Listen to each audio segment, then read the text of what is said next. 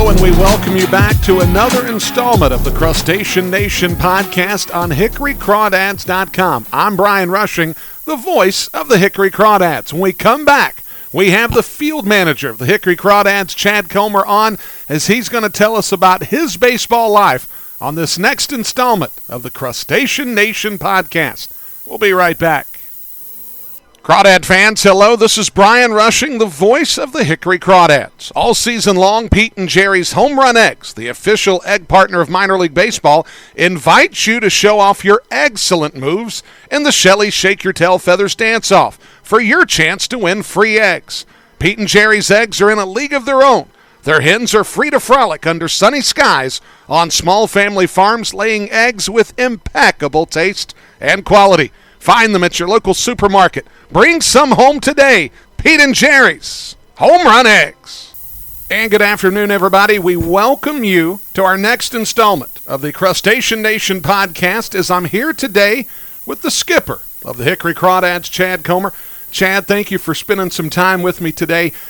Let's go right back to the start. I want to try to find out as much as I can in the limited time about Chad Comer, the manager, but I want to start with Chad Comer, the player. I'm going to give you an opportunity to do a scouting report of yourself. From your time in college, getting into the pros, how would you grade Chad Comer from your evaluator standpoint? Yeah, I'm sure right before I got signed, I'm sure what it said was strong defensive catcher, leader out on the field, a little light with the bat, but will probably be a very good organizational player as he goes in his career. And then as I went and was drafted by the Braves and had a chance to play for a couple years, it's kind of the role that I fell into was extremely light with the bat, scuffled quite a bit, but could really catch behind the plate and then had some of those leadership qualities. Okay, and obviously that translated to you being where you are right now. When you got the call from the Atlanta Braves that they were going to draft you, what was your reaction? What was your thought? I mean, I'm sure you probably had a favorite team or two that you would have loved to have been drafted by, but you're usually not going to go wrong when the Braves call on you. Your thoughts about being drafted by the Atlanta Braves? Yeah, I was extremely excited just for any opportunity that was going to come. I knew I was going to be drafted later in the round, so whoever was going to give me that opportunity, I was ecstatic for. But obviously, growing up in Texas, Arlington kid, born and raised, I was a huge Rangers fan growing up. So I'd gone to a pre-draft workout there, didn't know what was ever going to quite happen, but ended up being the Braves, and was extremely thankful for that opportunity. Now, where was your first stop in your minor league career with the Braves? Danville, Virginia. Danville, Virginia, not too awfully far from here in the Appalachian League, Dan Daniels Stadium. What were some of your most vivid memories of your time in Danville? It was an older stadium. It was a nice little town, but I think it kind of oozed the old school minor league baseball feel. Yes, small clubhouse, clubby that'd been there forever. His name was Tiny, and just the feel of, oh, this is minor league baseball right here. Okay, this is what it's going to be about. So it was a cool experience, hopping into there for the first place. Now, when you got toward the end of your playing career, did it hit you by surprise? Was it one of those things that you had been mentally preparing for, or was it one of those things to where, something, I know that I'm getting to the end of this, but I want to make sure that I have a soft landing somewhere in the game of baseball? How did that work out for you? Yeah, I was kind of mentally prepared for it. I had kind of seen it coming. I didn't know quite what the future would look like in terms of continuing to play. I knew there'd be an opportunity, I think, to just continue to be a, minor league filler. I don't know what you'd want to call it, but an organizational type player that would get a chance to have a career doing that for a while. And I just wasn't sure if that's what I wanted to do. So I kept weighing my options, and then once I was done, I hoped that there would be the opportunity to go coach at some point, and then a little over a year and a half later, I had the opportunity come up. Now, there was an interim portion from the time as a player to the time as a coach, and if I'm not mistaken, that time was spent at UT Arlington, your alma mater. Yes, yeah. So I didn't really know, I had no ties as far as like hopping back into coaching at the professional level. So I was like, what am I going to do here? And so I reached out to UTA, my alma mater, Darren Thomas at the time. I was like, hey, is there anything open? I don't know how this works getting into coaching. Is there anything open just as far as like a volunteer, an assistant? Like how does that work? And so they didn't actually have anything open at the time, but he said, we'd love to have you out here and start to try to get your feet wet. So I actually ended up going and working on the grounds crew there for baseball and softball, making some money that way, and then also going out and helping out at practices with them, just, volunteering the time there. And then as it goes to see, like I'm there for about 8 months or so, 9 months, and the pitching coach comes up to me and said, hey, I just got off the phone with Mike Daly. He works with the Texas Rangers, and he had asked me if I had anybody that had a catching background that was wanting to get into coaching. And so he said, I actually have a guy here. Let me see if he'd be interested in it. And I said, absolutely. Give him my name. And that's how it worked. Now, from that standpoint, you've bounced around a little bit in the Rangers organization, obviously with the Arizona complex. You've been here for a little bit of time. I think you've had 2 tours here in Hickory. What is it that's been about Hickory, North Carolina that's kept bringing you back? Yeah, I think it's been, I started here in 2015, my first year as a 4th coach. Now the role is like development coach. We have 2 now. We had 1 back then. And then in 2021, I came back as a hitting coach. And then last year in 23, I had the opportunity to manage for my first season. And so, I think I've come back in some different roles and facets each time. And, just the stadium, the town, the fans, the loyal fans that are here all the time. It's just exciting. It's a good place to be, and it's a fun place to play minor league baseball. And the level, high A, is such a good level for these guys. It's a telling time. There's growth there, and it's a fun place to be. Here with Chad Comer, manager of the Hickory Crawdads, for our next installment of the Crustacean Nation podcast. So, Chad, from all the time that you've been able to spend in coaching with the Texas Rangers organization, you get the call to be the manager here in Hickory. And so now, filling out the lineup cards, dealing with all the things that you go through in the course of the day, what does that day look like for you? When do you get started? When do you show up to the office? What does a day for Chad Comer look like before you even get to 7 o'clock in the evening? Yeah, the staff that I have around me is amazing, and everybody's so prepared for each one of their disciplines. So there's not a ton that we have to worry about on that side of like scrambling each day for that. Everybody does a great job of being prepared for the next day.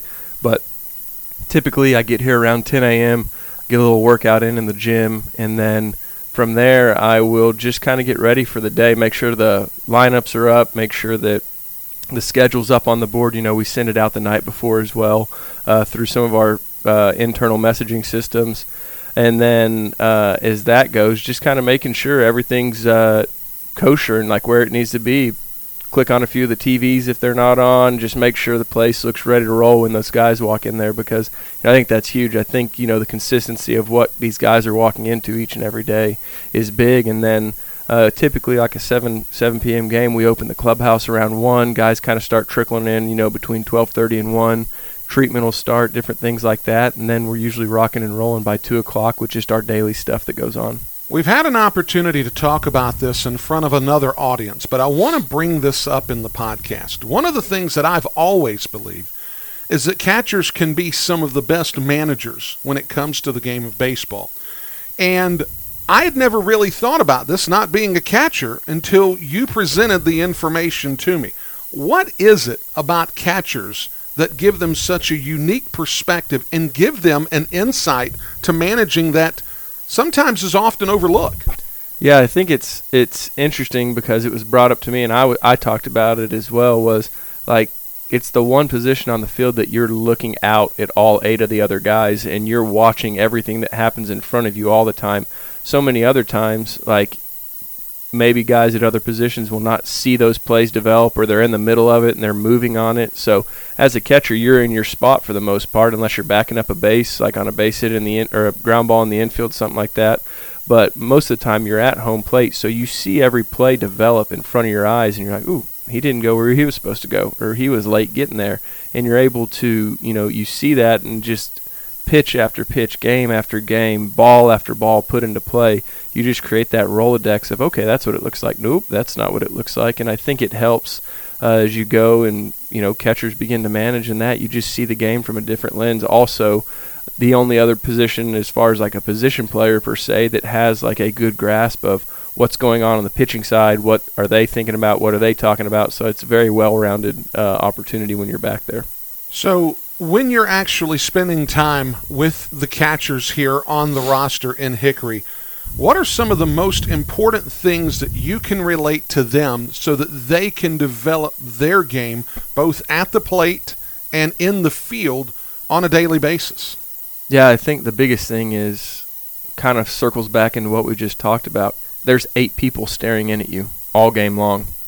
So with that, your body language, your actions, like they speak louder than your words do most of the time. So it's like, no matter if you're up by 10 or you're down by 10, can you continue to be that same level-headed guy back there that keeps the calm and continues to maintain that throughout, I think is huge. And then just the day-to-day routine progression of what these guys go through, I think is huge. Like having what is my routine? What does it look like when I get to the field? How long do I spend in the training room?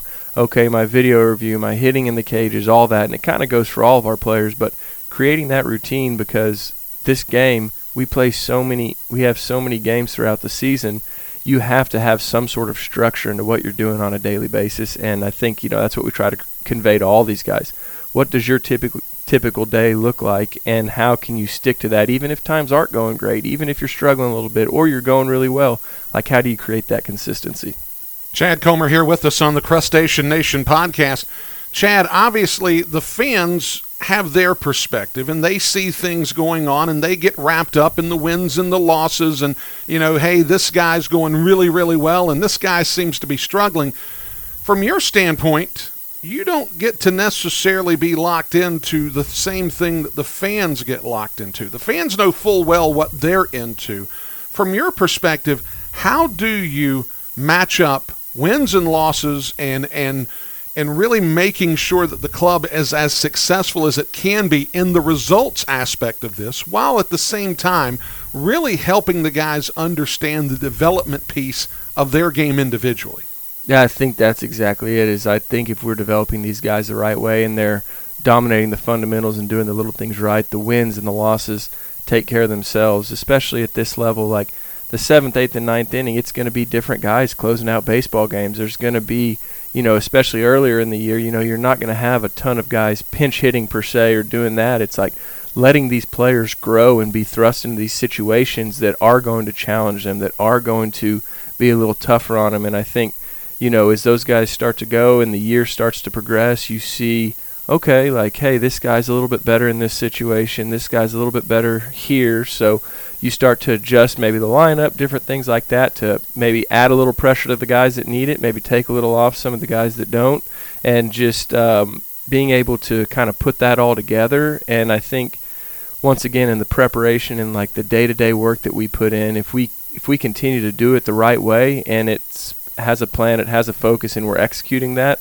I believe it translates to those wins and losses out on the field. How does that translate for you as far as managing this club when it comes to the players? Because the players, they all want to play, but you've only got 9 spots in the lineup card. The pitcher has an idea of who's in the rotation and what day is it and so on and so forth.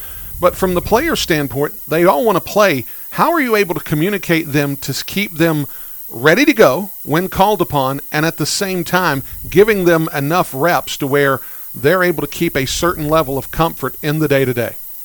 Yeah, I think it's another thing that the Rangers and then this staff here does an amazing job of, is it doesn't matter if you're the number 1 prospect or you're a guy that signed as a free agent. Like, everybody's going to continue to get the same reps and the same opportunities each day as far as like the practice and the work goes. And so just continuing to focus on those small details and like making sure that from the first guy on the roster to the 30th guy on the roster, everybody is, treated and respected the exact same, and how they go about the day-to-day, like nobody feels any difference in that regard. And I think just continuing to talk with different guys, like maybe your role is going to be like you play 2 or 3 days a week, and it's not 5 or 6, but realizing an injury happens, a guy gets called up, there's a move, there's this, there's that, and all of a sudden you are playing 5 days a week, or you are playing 6 days a week. I think it's just continuing to reiterate that to all those guys, like, this game is ever changing. Moves happen all the time, injuries happen all the time, and it's like continuing to stay prepared for whatever opportunity may be presented. Okay. We do this now every time here on the Crustacean Nation podcast.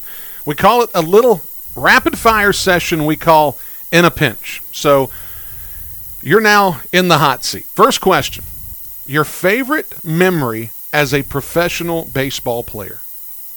When I was in high A, we had a doubleheader game, and I caught the second half of the doubleheader. Aaron Northcraft was thrown in. It was a 7-inning no-hitter, so, getting the opportunity to catch that, and that'd be definitely my favorite memory as a pro player. Okay.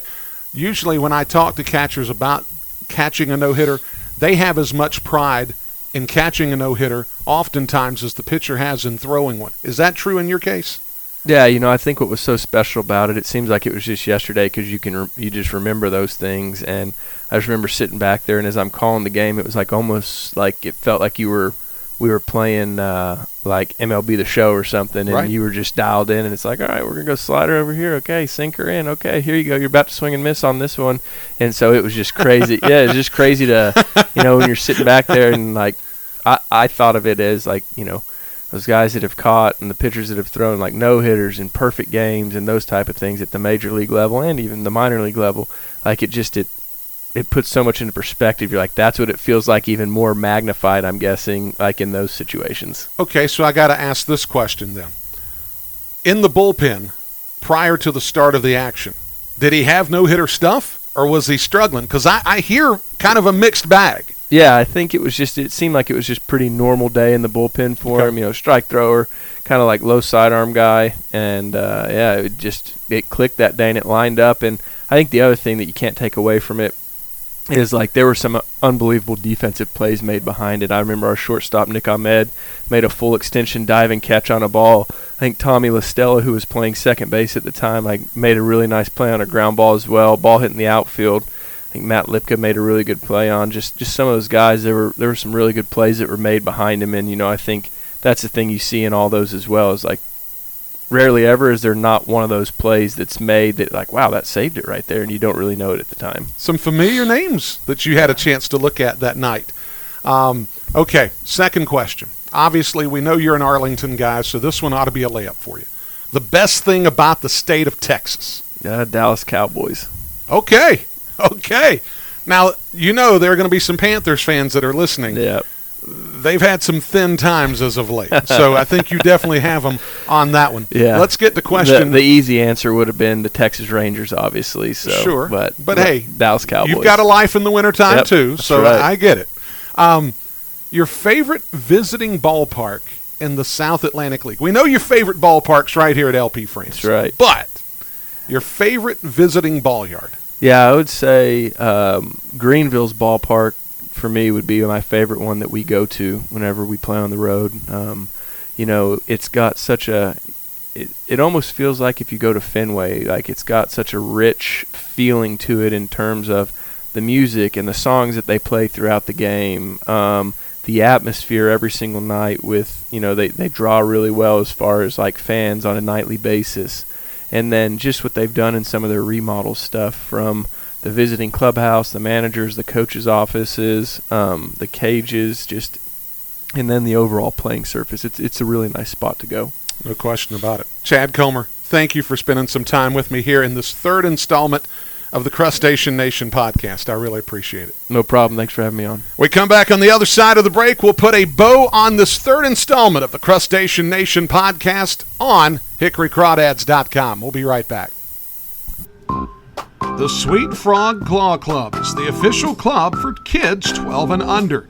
This year, a 2024 membership includes complimentary ticket to every Crawdads home game, a complimentary voucher for speed pitch, carousel rides, and the bounce house each Saturday, discounts, and so much more. Make sure that you get your mom and dad to sign you up for the Sweet Frog Claw Club. Hickory Crawdads Baseball, abide by the claw. And we thank you so much for tuning in to this latest installment of the Crustacean Nation podcast. I want to thank Chad Comer, the field manager of the Hickory Crawdads, for joining us this time around.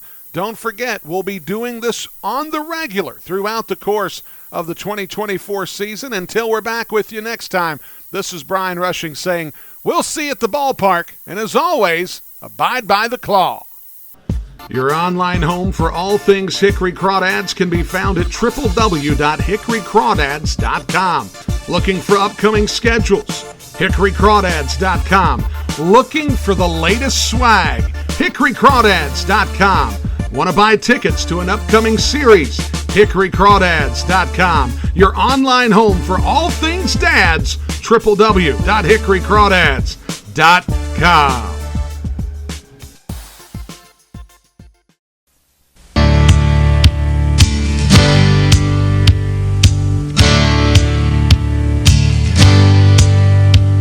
In the cool Catawba River mist, there's excitement in the air. From Lake Hickory shores across Unifor, it's spreading everywhere. From the young folks to the old folks, it's a feeling they can't hide. Since the Crawdads came to Hickory, this whole town's filled with pride. Hometown baseball, it's got a hold on me. Give me Crawdads baseball, Hickory's own number one hometown baseball team. There's an old rebel spirit in every part of Fran's stadium. So let's stand and cheer, cause the dads are here and the fight has just begun. And to those who should oppose us, well, let them know this law. When you tangle with a crawdad, you're gonna feel the claw. Hometown baseball, it's got a hold on me. Give me Crawdads baseball, Hickory's own number one hometown baseball team. So come out to the ballpark for some good old-fashioned fun. Join your friends and family, the good times have just begun. Hometown baseball, it's got a hold on me. Give me Crawdads baseball, Hickory's own number one hometown baseball team. Hickory's own number one hometown baseball